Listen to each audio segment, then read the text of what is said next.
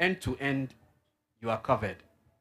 And once you can find a market for your produce within just one cycle, Stanbic can finance you because you've shown across the value chain. And I always want you to understand that it's a value chain thing. It's not only one side of it. We have been made to think about just one side, which is the planting. But when I started, I talked about the value chain. So there are people who are into the production, others are even just doing input supplies. Some are focusing only on quality seeds, and they are doing so well over there. Extension services and all that. So open up. The other thing is also that what the American farmer wants to do, because their perception has been changed, and we are yet to change our perception to do that. He can go and live on a farmhouse, right? Like the whole year, not even coming to town. But we want to be in town. We want to wear our white shirt and tie, you know. So these are things that we all need to get into. And I feel when Mr. Israel, for today's discussion, was speaking, he talked about the fact that he's actually developed a tough skin. But he's a nice guy. I mean, you can see that. If he doesn't tell you what he's doing on the ground, you wouldn't know. So let's all join in changing our perception, right? That will help us. Thank you.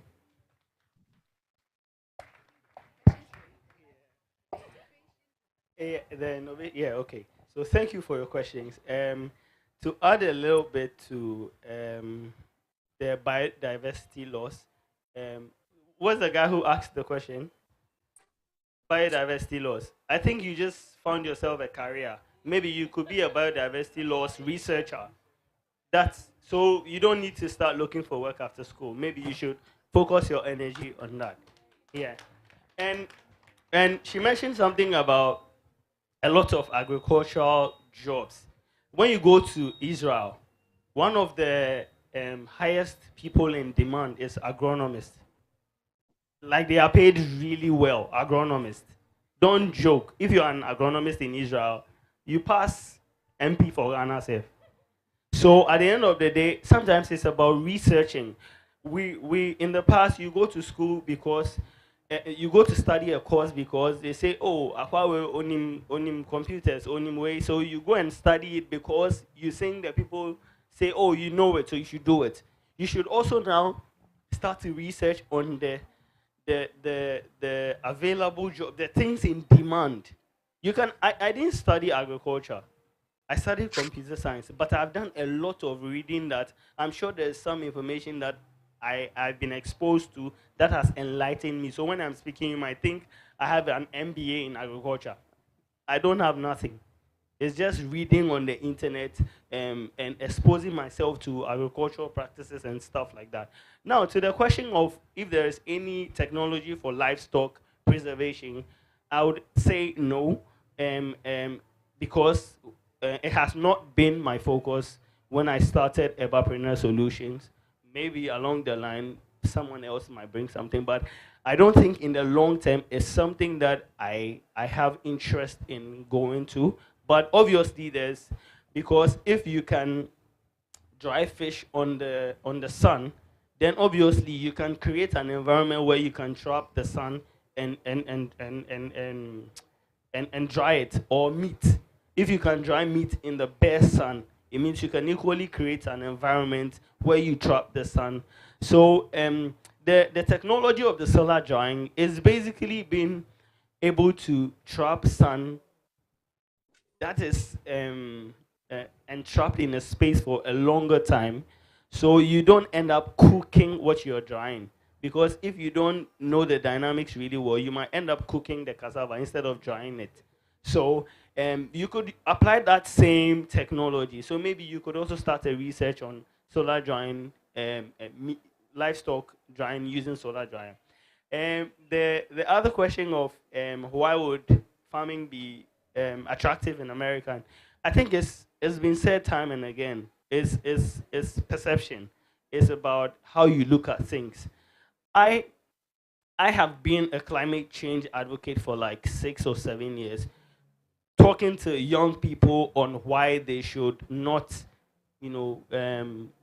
throw or if you come to my house, I start by example. I'm always, because I think it's easier to be able to talk to people about doing something when you are doing it.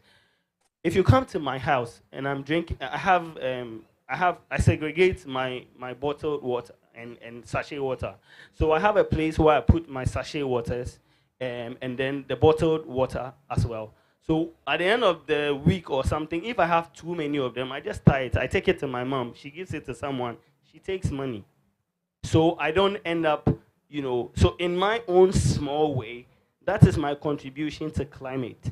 Because ultimately, all of these things we are doing is falling into the bigger picture. Now, I'm sure we all know about Paris agreements for 1.5 degrees. Every country in the world has signed, or the 197 countries that have signed onto the Paris Agreement have nationally determined contributors. And these nationally determined contributors are things that each country has agreed to do as an intervention to contribute to achieving the 1.5, not going beyond the 1.5. And for Ghana, there's so many adaptation and mitigation plans that some of these agricultural innovations play into. So for example, EPA rolled out a program where they were going to provide over 500,000 improved cook stoves for households. And this cook stove is supposed to reduce the emission, reduce indoor pollution deaths associated with, smoke and all of that. Now, the intervention that Evaporator Solution is coming up with, if it plays into that role, because what we are doing is we are providing clean energy. Because at the end of the day, if you're going to provide improved cook stoves, and the people are going to cut down trees to make charcoal, what is the point? It's cost 90 log 1 or whatever. So at the end of the day, we are providing an alternative for charcoal, so that you don't end up saying, oh, I'm providing you improved cook stove, but I'll still go back and cut the tree and make charcoal. So that is how come we are turning to the waste. And when you go to Accra, at least every 1 kilometer, you see coconut sellers everywhere, and you see the refuse. Too much. We can do so many with that, so many things with that. So it's more about what are you looking to do? What is attractive to you? Because somebody will not make it attractive to you as long as it doesn't look attractive to you. But now I think there's a lot more that has happened.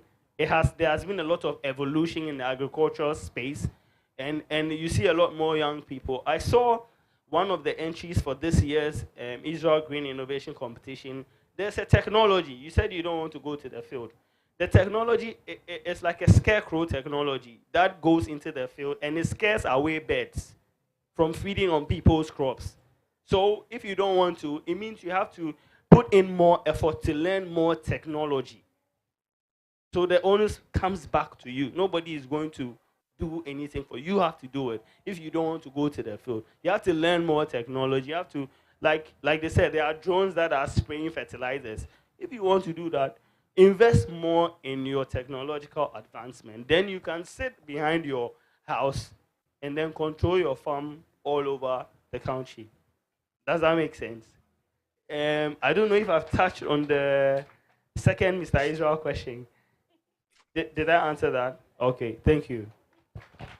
Thank you so much. We want to say a big thank you to all our panelists for joining us today and for sharing so many wonderful insights and impacting so much knowledge to our next, I don't want to say next generation, but you are just up and coming, our next group of entrepreneurs making a difference and impacting our society. We also want to thank POOM for the message they gave us. Although they couldn't join us, they were able to send us a message which made us know the opportunities we have, and it is very important that we take advantage of it. So thank you so much for coming. We really, really appreciate it. And we know that whenever we call on you, you will be available to continue to help us to support our young entrepreneurs. And before we close, we would like to have the closing remarks from the CEO of Stratcom Africa, Madam Esther Koba. No, I think she doesn't like Madam. Miss. It's always a Miss. Miss Esther Koba.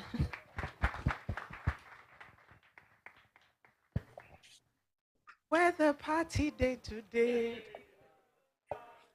Where the party day today? The party is here.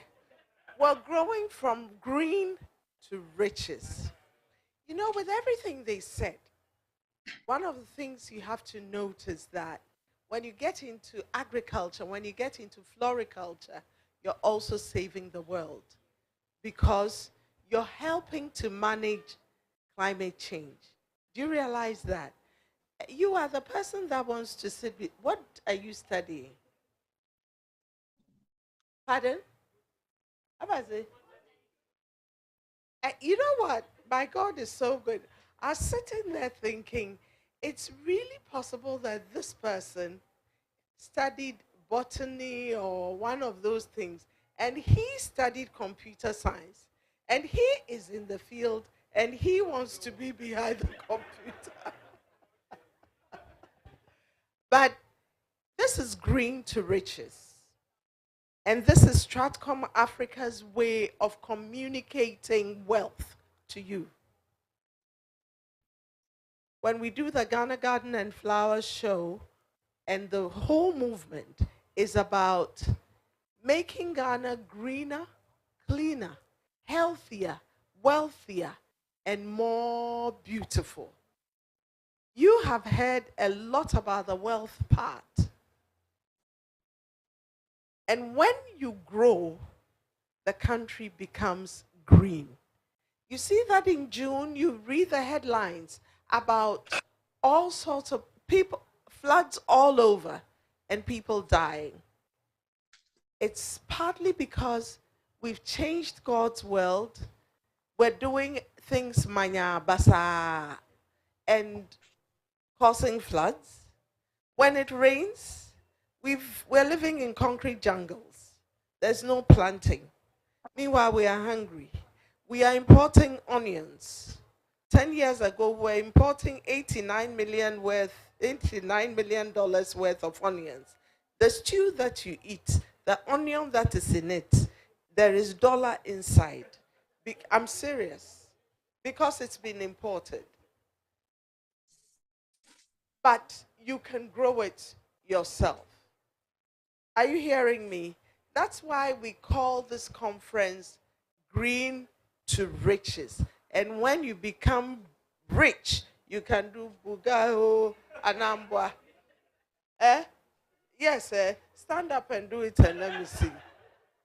Eh? Get up.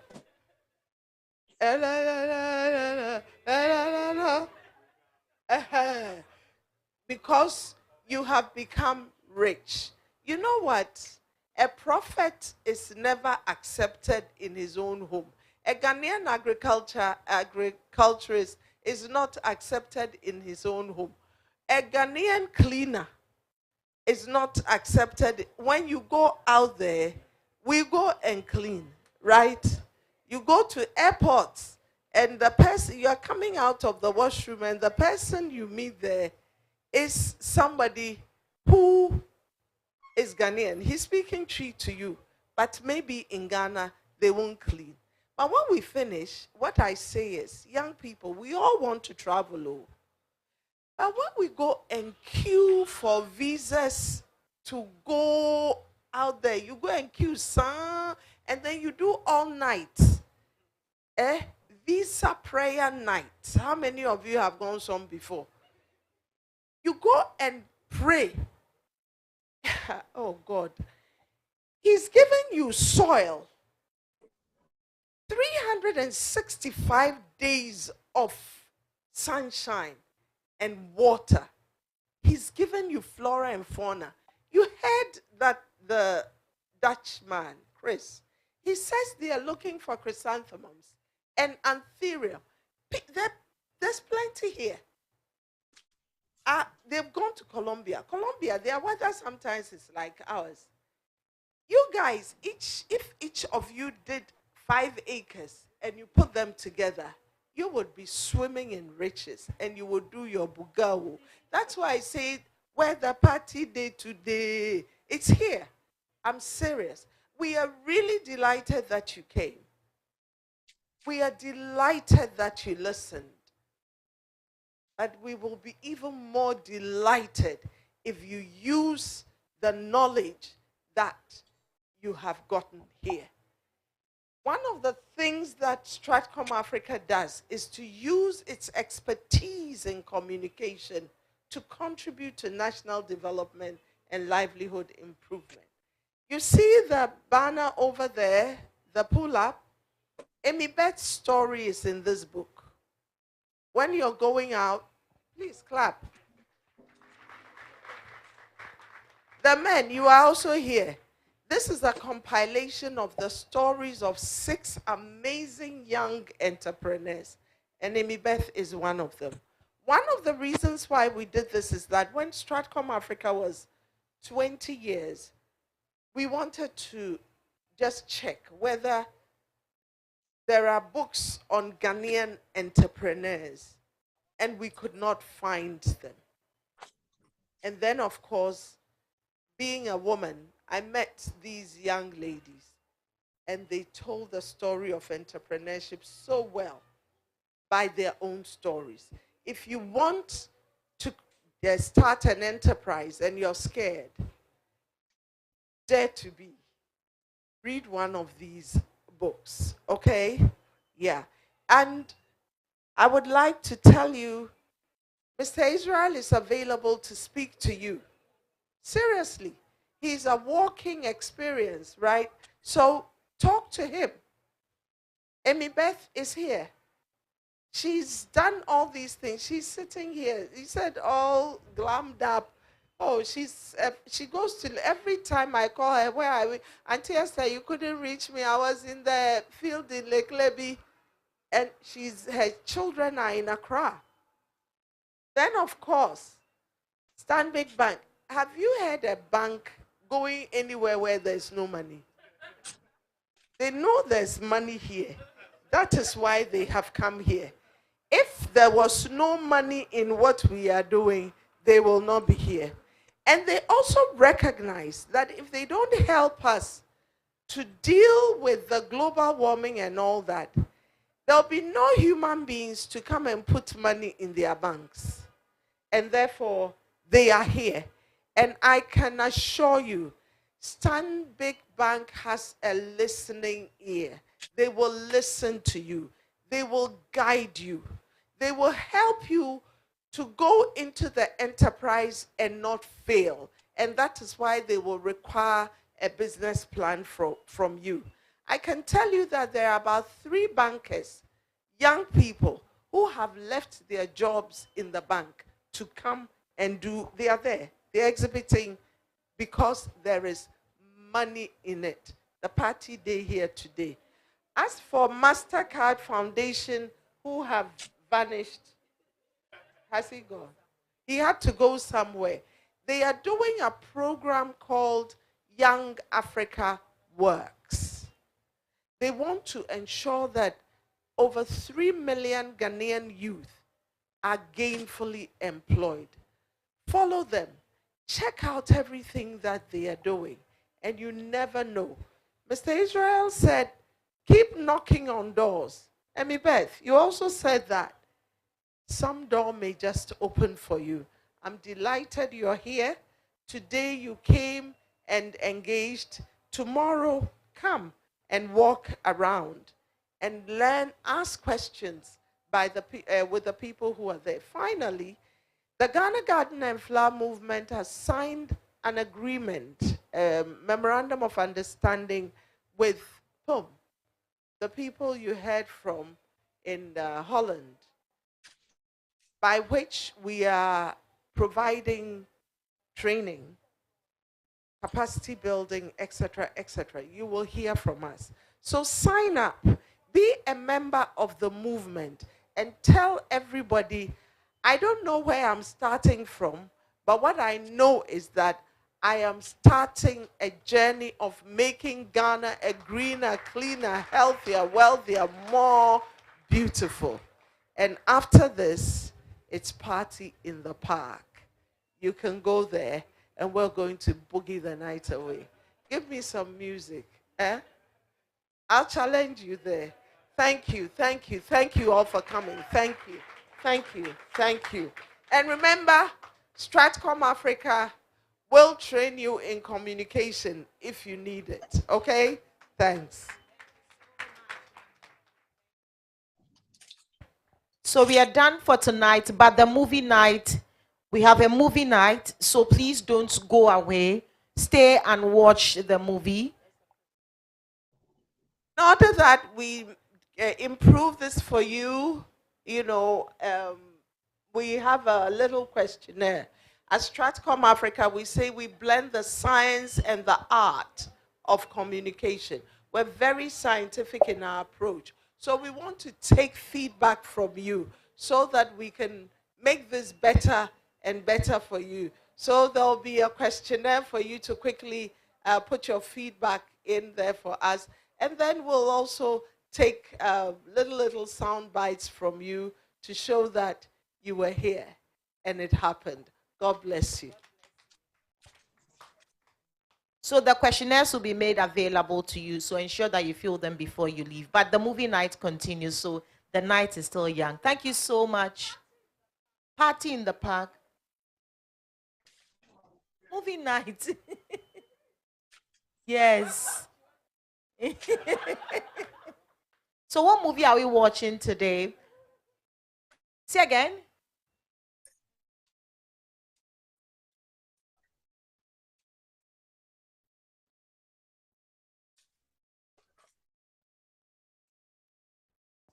The movie we're showing today is Secrets of Dumbledore.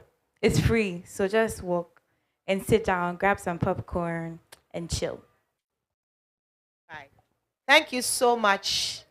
Enjoy the rest of the evening. Please make time to be here on Sunday too.